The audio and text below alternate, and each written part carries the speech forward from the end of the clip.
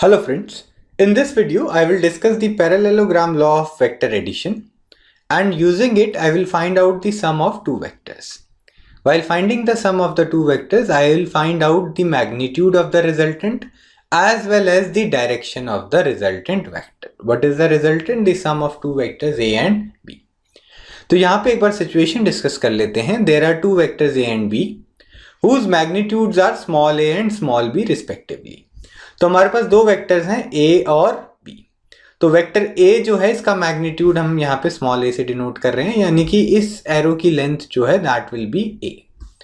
Similarly this is vector b, इस arrow की length b है, यानी कि इस वेक्टर का magnitude is b.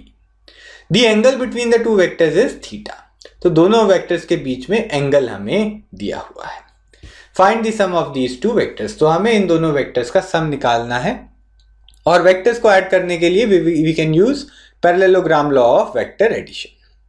If two vectors are considered to be the adjacent sides of a parallelogram, then the resultant of the two vectors is given by another vector which is a diagonal passing through the point of contact of the two vectors.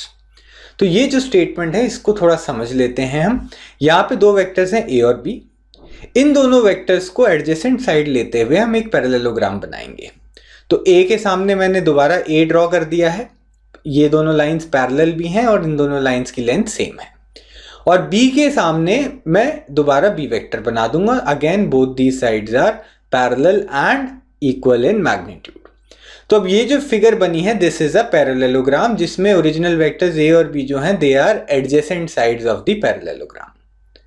तो इस parallelogram का हम एक diagonal बनाएंगे which will be passing through the common tail of both the vectors. ठीक है, ये vector की टेल है. ये जो एरो वाली साइड होती है this is the head of the vector. तो दोनों वेक्टर्स की टेल हमने मिला रखी है, और इसी टेल में से निकलने वाला डायगोनल जो होगा that is defined as the sum of the two vectors. तो ये जो डायगोनल वेक्टर c है this is equal to a vector plus b vector. तो अब हमें इस वेक्टर, ये जो c वेक्टर है इसका मैग्नीट्यूड निकालना है और इसकी डायरेक्शन निकालनी है with respect to any one of these vectors. तो मैं a वेक्टर के रिस्पेक्ट में c की डायरेक्शन निकालूंगा और c का मैग्नीट्यूड भी सॉल्व करूंगा. तो ये सब करने के लिए हमें ज्योमेट्री यूज करनी पड़ेगी. मैं पहले a वेक्टर को आगे एक्सटेंड कर देता हूं एक डॉटेड लाइन से. ठीक है, ये a की कंटिन्यूएशन है, और ये जो पॉइंट है जंक्शन है तीनों हेड्स का, यहां से इस ग्रीन लाइन के ऊपर एक परपेंडिकुलर ड्रॉप करूंगा. ठीक है, मैंने यहां इस पॉइंट से परपेंडिकुलर ड्रॉप किया है. आप देख सकते हैं ये जो एंगल थीटा है तो ये एंगल भी थीटा होगा. ये जो दोनों ब्लू लाइंस हैं they are parallel to each other. तो मैं ये जो पॉइंट्स हैं इनको नाम दे देता हूं. ये जो पॉइंट P है जहां से मैंने परपेंडिकुलर ड्रॉप किया था this is P, this is Q, this is R and this is S. तो मैंने आसानी के लिए नाम दे दिया है इन सब क्वांटिटीज को. अब यहाँ पे आप देखेंगे ये जो PR जो वेक्टर है, ये जो लाइन है इसकी लेंथ है B के बराबर. ठीक है, ये जो B वेक्टर है इसका मैग्नीट्यूड B था, तो यहाँ पे मैंने B मेंशन कर लिया. अब ट्राइंगल P Q और R को देखते हैं. Triangle P Q R right angle triangle है, ये एंगल 90 डिग्री है और इसका एक एंगल है थीटा. तो अगर हाइपोटेन्यूज की लेंथ B है तो बेस की लेंथ हो जाएगी B cos थीटा और परपेंडिकुलर की लेंथ हो जाएगी B sin थीटा. ये बेसिक ट्रिग्नोमेट्री है, आई होप आप सबको आता है ये. अब एक और ट्राइंगल देखते हैं, ट्राइंगल P Q S. ठीक है, हम ध्यान देंगे triangle P Q S. Again ये जो ट्राइंगल है this is also a right angle triangle. ठीक, ये एंगल जो है एंगल P Q S ये 90 डिग्री है. तो इस आपके ट्राइंगल में हाइपोटेन्यूज की जो लेंथ है PS जो है वो हाइपोटेन्यूज हो जाएगा PS square is equal to PQ square plus QS square. ठीक है, ये परपेंडिकुलर है इस ट्राइंगल का. Q से लेके S बेस है और S से लेके P इज योर हाइपोटेन्यूज. और ये जो SP लाइन है इसी की लेंथ हमें निकालनी है which is the magnitude of vector C. तो हम यहाँ पे सब्सटीट्यूशन करना चालू करेंगे. PS की लेंथ हमें निकालनी है, दिस इज PS की जगह C पुट कर देंगे. PQ की लेंथ कितनी है B sin थीटा, तो यहाँ पे B sin थीटा का होल स्क्वायर पुट किया है मैंने. और QS की लेंथ कितनी है, QS की लेंथ हो जाएगी QR प्लस RS. QR की लेंथ है b cos थीटा और RS की लेंथ है a। ये वेक्टर a दिया हुआ है तो इस एरो की लेंथ कितनी है a। तो यहां पे मैंने a plus B cos theta का होल स्क्वायर पुट कर दिया है। ठीक है, यहां से यहां तक लेंथ कितनी है a plus B cos theta.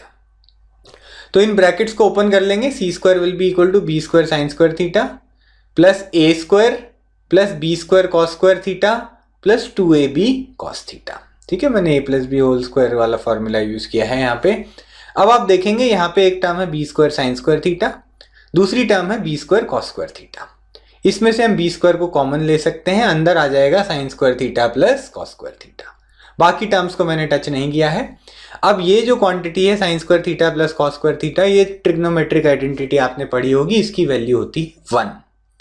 तो यहां से हमारा आंसर आ जाएगा C square is equal to A square plus B square plus 2ab cos theta. तो ये जो डायगोनल था SP, इसकी लेंथ हमने निकाल ली है, इसकी लेंथ है c और c स्क्वायर की value a square plus B square plus 2ab cos theta है। यहां से c की वैल्यू आ जाएगी under root a square plus B square plus 2ab cos theta. तो अगर दो वेक्टर्स हैं a और b और उनके बीच का एंगल थीटा है तो उनके रिजल्टेंट का मैग्नीट्यूड ये होता है। We have calculated the magnitude of the resultant. अब रिजल्टेंट की डायरेक्शन भी देखते हैं। यहां पे ये जो एंगल है अल्फा, ये एंगल है रिजल्टेंट वेक्टर c और गिवन वेक्टर a के बीच में। तो हम डायरेक्शन जो है c वेक्टर की a के रिस्पेक्ट में स्पेसिफाई करेंगे और उन दोनों के बीच में एंगल कितना है अल्फा। तो फिर से वही ट्राइंगल देखते हैं, ट्राइंगल PQS।